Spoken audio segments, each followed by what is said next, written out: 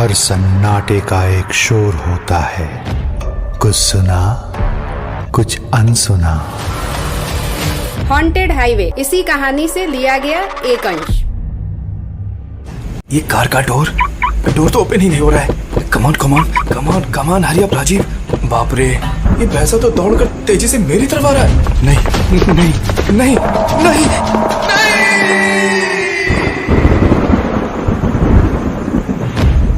Highway दो जगहों की दूरियों को कम करने और मंजिलों को आपस में जोड़ने का खूबसूरत जरिया, लेकिन यह जरिया अक्सर कई लोगों की जिंदगी का सफर बीच में ही खत्म कर देता है।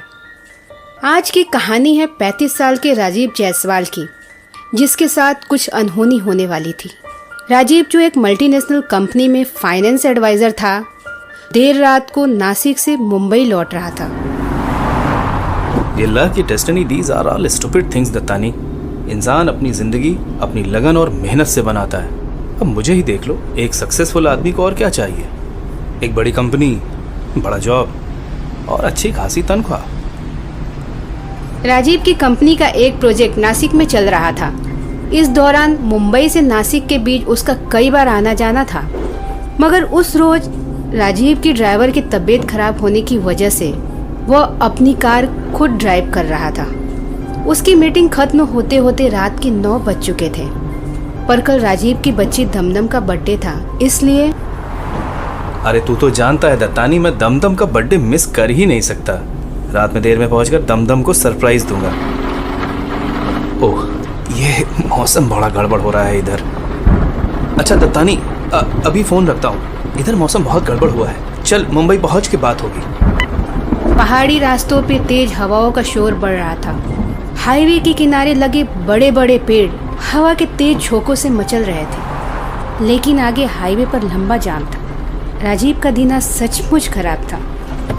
ये आगे तो ट्रैफिक जाम है, एक तो मौसम खराब, ऊपर से ये गाड़ियां रेंगती हुई चल रही थी। कोई नहीं जानता था कि आगे क्या हुआ है। राजीव ने जब गूगल मैप पे देखा, ओह, ये तो 11 किलोमीटर लंबा जाम दिखा रहा है। आज की रात तो कई काम से। ये आगे हुआ क्या है, पता चले भी तो कैसे है। राजीव का ध्यान हाईवे के डिवाइडर पे बैठे एक बूढ़े इंसान पे गया, जो तेज बरसात में बेतरतीब भीगते हुए राजीव को ही घूरे जा रहा था। ये आदमी यहीं का रहने वाला दिख रहा है, इससे पूछूं तो कुछ पता चले। कार का शीशा हल्का नीचे करके राजीव चिल्लाया, अरे ये जाम क्यों लगा हुआ है? कुछ पता है आपको? वो बूढ़ा आदमी राजीव के करीब आया। झुर्रियों से भरा अजीब चेहरा और उससे भी अजीब उसकी आवाज। सही जगह रुके हो साहब, ये दाईं तरफ जो रास्ता कट के नीचे जा रहा है, ये गाड़ी उसी ओर उतार लो। ये रास्ता तुमको पुराने हाईवे पे पहुंचा देगा, मुंबई तक खाली रोड। अभी अगर यहाँ से आगे बढ़ गए तो दूसरा कोई रास्ता नहीं है। एक्सीडेंट हुआ है आगे, एक्सीडेंट। राजीव को अपनी कार की बाईं तरफ एक ढलान के बाद जो रास्ता दिखा, वो घने पेड़ों के बीच से होकर आगे जा रहा था।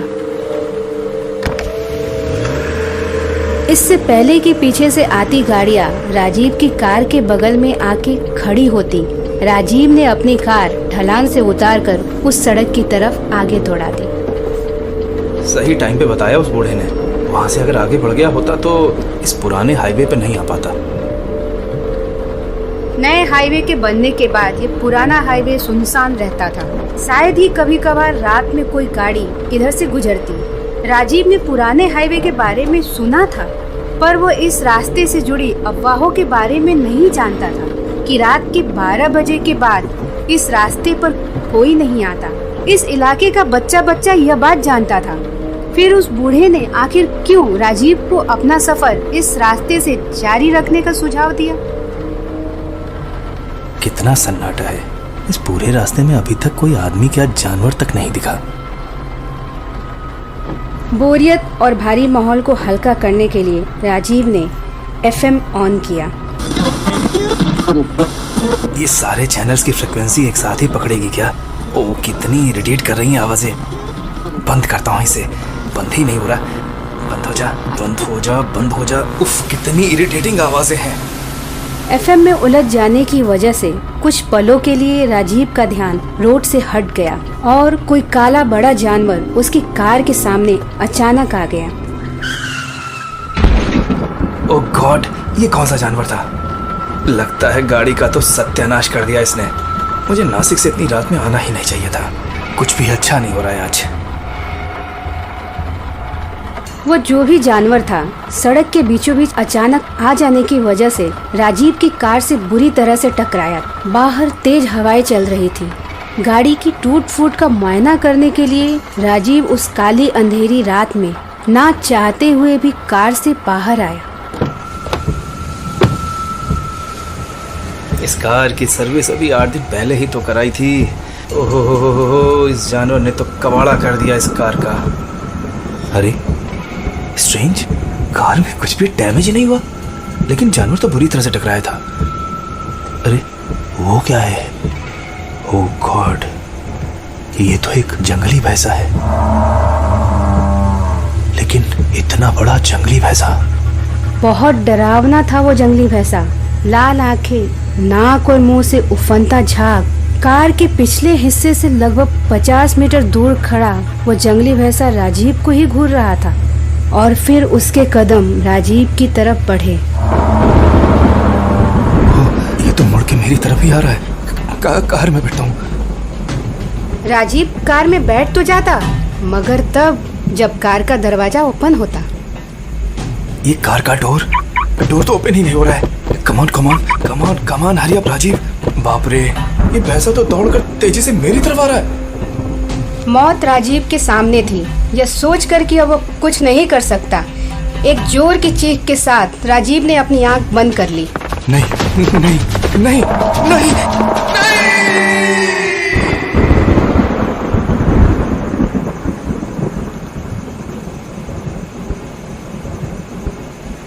कुछ पलों के बाद जिंदा होने के एहसास से राजीव ने अपनी आंखें खोली तो स्ट्रेंज, वो काला भैंसा कहीं नहीं था तो सिर्फ दूर दूर तक फैला रात का खौफनाक सन्नाटा।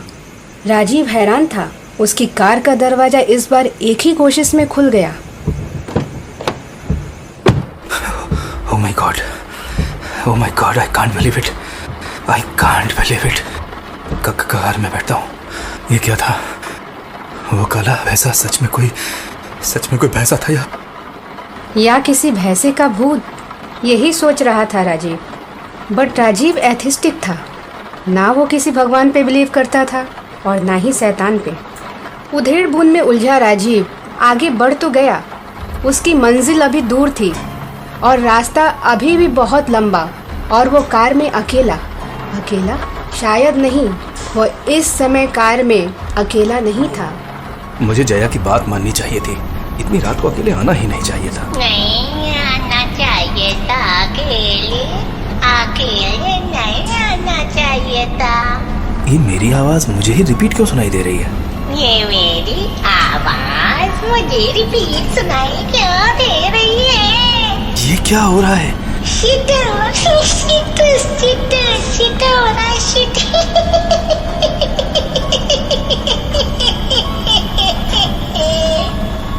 ओह, ये आवाज तो एफएम से आ रही है, लेकिन एफएम तो ऑफ है।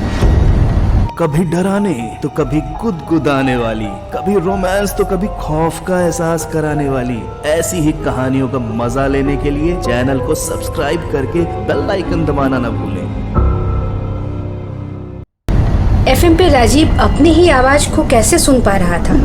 क्या कोई और भी था राजीव की उस कार में, जो राजीव की आवाज में बोलकर राजीव को डराना चाहता था? घबराहट से राजीव के पैर कार के ब्रेक पर कस गए। टायरों की रगड़ से उस पुराने हाईवे की सड़क चीख उठी। फिर सन्नाटा इतना गहरा हो गया कि डर से धड़कते अपने दिल की धड़कन राजीव साफ साफ सुन पा रहा था। कौन है यहाँ पे? कौन है?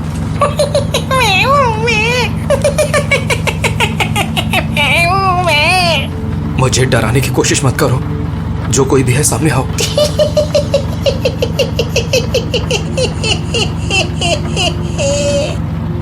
राजीव एफएम को घूरे जा रहा था, मगर तभी किसी इंसान की आवाज ने उसे चौंका दिया।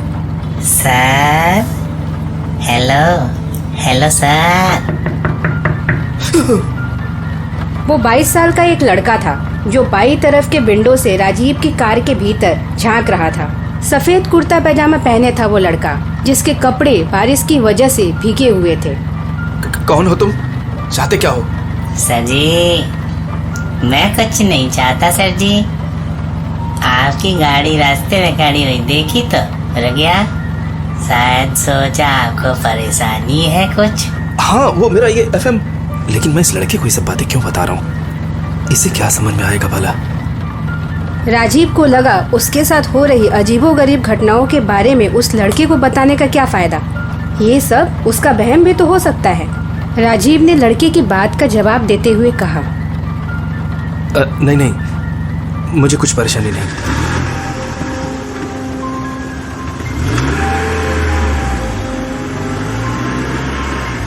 राजीव ने कार आगे बढ़ा दी। पहले से ही उसे काफी देर हो चुकी थी।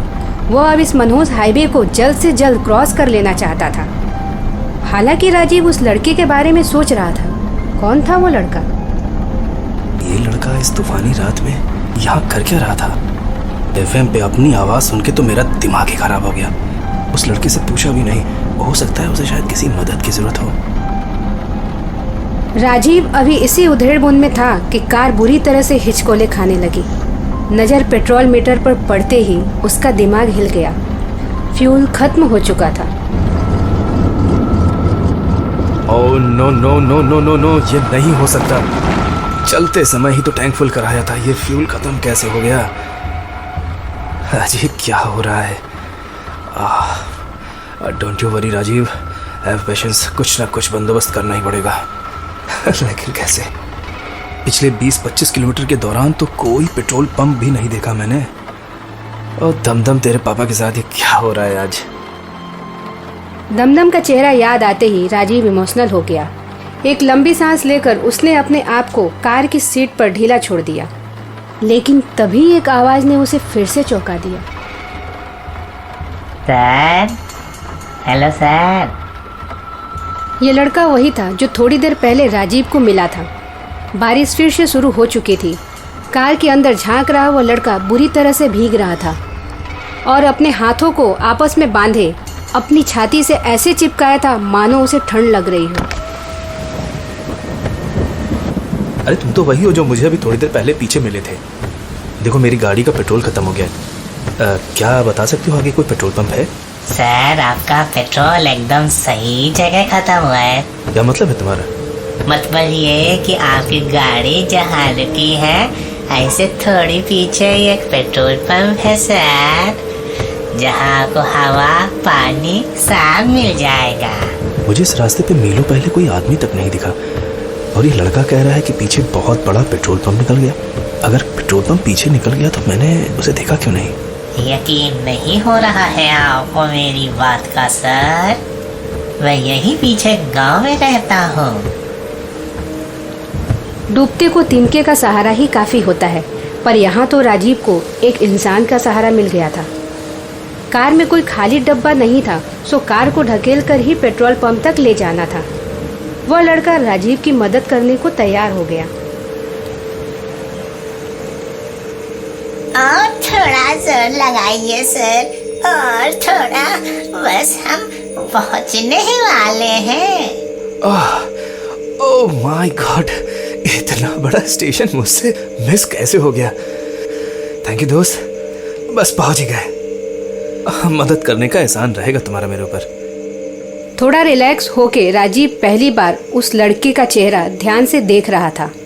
कपड़ों से वो गरीब मजदूर लग रहा था, लेकिन उसकी आंखों में एक अजीब सी चमक थी। वो लड़का राजीव से बोला, हेलो सर जी, ये एहसान आप उतार भी सकते हैं सर। Why not? मेरा मतलब है क्यों नहीं? तुम्हें कुछ पैसे ऐसे चाहिए तो बताओ, मैं तुम्हें देता हूँ। हेलो सर जी, पैसे वैसे कुछ नहीं, मुझको तो शहर जाना है। अगर पेट्रोल डलाकर आप मुझे शहर तक छोड़ दें। लड़के के पानी और मिट्टी से सने कपड़े देखकर राजीव को अपनी कार की साफ सुथरी सीट का ख्याल आया, लेकिन उस लड़के ने बुरे समय में उसकी मदद की थी। यह सोचकर राजीव बोला, हाँ क्यों नहीं, लेकिन इतनी रात में शहर क्यों जा रहे हो? काम करते हो वहाँ? अपने पिताजी के लिए जा रहा हूँ सर, वो हॉस्पिटल में है। पैसों का इंतजाम करने घर आया था। ये रहा आपका पेट्रोल पंप सर जी, आज जल्दी से पेट्रोल डला लीजिए। कल पिताजी का ऑपरेशन है, मुझे सुबह सुबह तक मुंबई पहुंचना है सर। राजीव ने उस लड़के को मुंबई तक लिफ्ट देने का फैसला कर लिया था। वह जल्दी से जल्दी पेट्रोल डला के वहां से निकल जाना चाहता था, लेकिन इतना बड़ा पेट्रोल पंप है लेकिन कोई स्टाफ नहीं दिख रहा। अरे यहाँ कोई है? हेलो? कोई दिख नहीं रहा है। स्टेशन पर मौत का सन्नाटा छाया था। राजीव को पंप मशीन के बगल में पड़ी खाट पर एक आदमी सोया हुआ दिखा। वह उस लड़के के साथ उसकी तरफ बढ़ गया। हेलो? अरे भाई साहब, हेलो? अरे पेट्रोल मिलेगा क्या? इस आदमी को कितना हिला रहा हूँ फिर भी जाग नहीं रहा, जैसे नशा करे। ये क्या है? खाट पे सोए आदमी के शरीर को छूते ही राजीव समझ गया कि मुर्दे जवाब नहीं देते। वो इंसान तो मरा हुआ था, लेकिन उसकी आंखें खुली हुई थी। ये इसकी बॉडी तो एकदम ठंडी है, लेकिन इसकी आंखें, oh my God, he is dead. किसी ने इसका गला काट दिया है। कौन? ये तो एक लाश है। राजीव डर कर चीखा, पर जब उसने पलटकर उस मददगार लड़के की तरफ देखा तो हैरान हो गया। वो लड़का वहाँ नहीं था। कहीं उसी लड़के ने तो इस आदमी का खून नहीं किया? ये सोचकर राजीव ने वापस अपनी कार की तरफ भागना चाहा कि उसके कंधे पे किसी ने हाथ रख के उसे झटके से रोक दिया। राजीव ने पलटकर रोकने वाले इंसान को देखना चाहा तो कभी डराने तो कभी गुदगुदाने वाली, कभी रोमांस तो कभी खौफ का एहसास कराने वाली ऐसी ही कहानियों का मजा लेने के लिए चैनल को सब्सक्राइब करके बेल आइकन दबाना ना भूलें।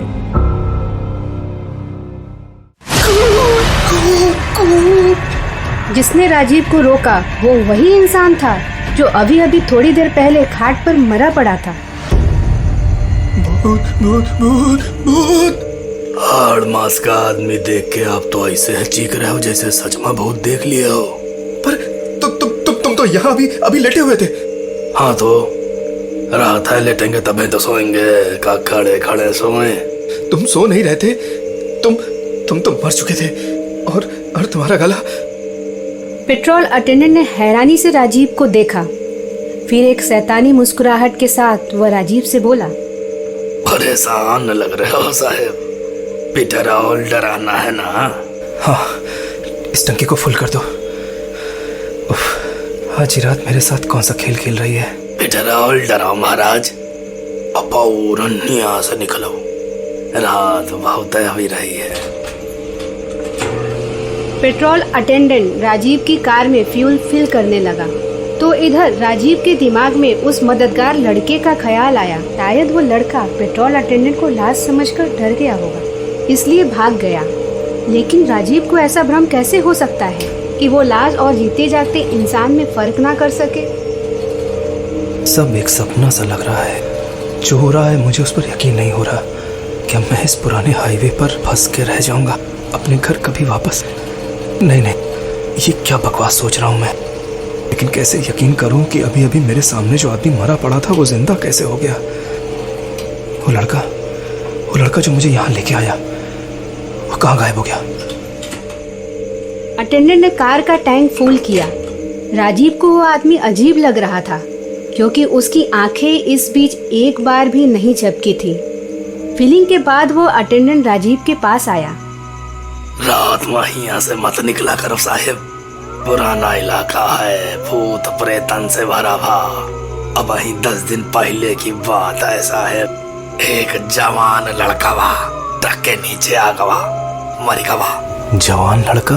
20-22 साल का हुई है वो लड़का बा। हॉस्पिटल को जाता था अपने बाप के वास्ते, मगर उसकी आत्मा तब से भटक रही है। वो की है, लिफ्ट मांगत है साहब वो सबसे। लिफ्ट मांगता है? फिर क्या होता है? जो भी उसको लिफ्ट देता है बचता नहीं है साहब। हमको भी उससे बहुत डर लगता है। अटेंडेंट राजीव से बात करते करते उत्तेजित होने लगा था। वो जैसे जैसे राजीव से बात करता जा रहा था, उसकी आवाज में एक अजीब सा भय झलकने लगा था। मैं भी उससे बहुत डरता हूँ महाराज। हमका भी मार डालेगा वो साहेब। हमका बचा ले साहेब, हमका बचा ले। और देखते ही देखते अटेंडेंट पागलों की तरह हंसने लगा। ओह, इस आदमी को क्या हो रहा है? हमका भी अपने साथ शहर ले चलो। हमका यहाँ छोड़ के अकेला न जाओ साहेब। हमका बचा लो, छोड़ के हमका अकेला न जाओ साहेब। ये आदमी पागल है क्या? राजीव को वो जगह और वो अटेंडेंट अब बिल्कुल भी बर्दाश्त नहीं हो रहे थे। पेट्रोल पड़ चुका था, इसलिए राजीव तुरंत अपने कार में जा बैठा। तभी उसे कुछ याद आया। ओह, मैंने फ्यूल के पैसे तो दिए ही नहीं।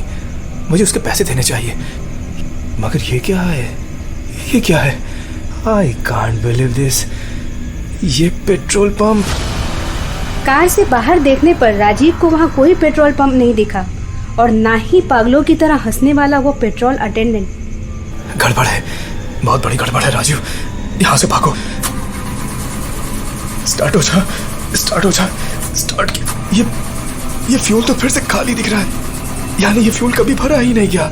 हेलो सर, मुझको लिफ्ट मिलेगी सर? राजीव की पिछली सीट पर वही मददगार लड़का खून से लथपथ बैठा था। ओह शिट, ये लड़का तो खून से लथपथ है, लेकिन ये लड़का तो भागो राजीव। राजीव ने कार से भागने की कोशिश की तो कार का दरवाजा खुला ही नहीं। राजीव चीख रहा था और उसकी पिछली सीट पर बैठा वो लड़का रोए जा रहा था। कौन हो तुम? मुझसे दूर रहो मुझसे। हटो, मेरे पास मत आओ। दूर रहो मुझसे। दूर हो जाओ। हमको मुंबई तक लिफ्ट दे दो सर, वरना मेरे पिताजी मर जाएंगे सर। हमको बचा लो, छोड़ के हमका अकेला न जाओ साहब। राजीव ने कार के बाहर गार्ड को खड़े देखा, लेकिन ये क्या? उसने अपना ही कटा हुआ सिर अपने हाथों में पकड़ रखा था। ओह गॉड, ओह अल्लाह मियां, मुझे यकीन नहीं आ रहा मैं कहाँ फंस गया। दूर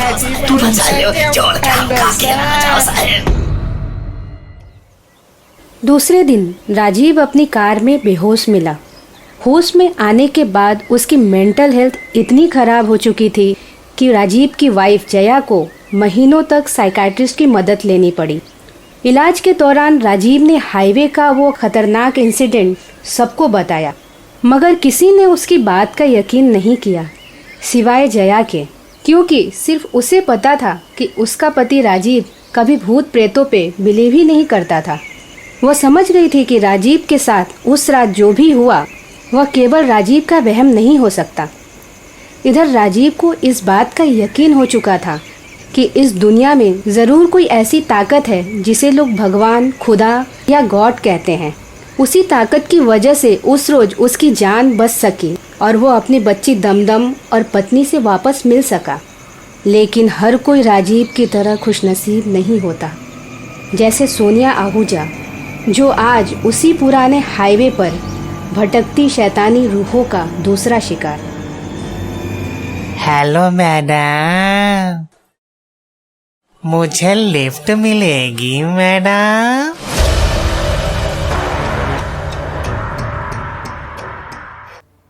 हर सन्नाटे का एक शोर होता है, कुछ सुना कुछ अनसुना, रोंगटे खड़े कर देने वाली घटनाओं की खौफनाक दास्तान।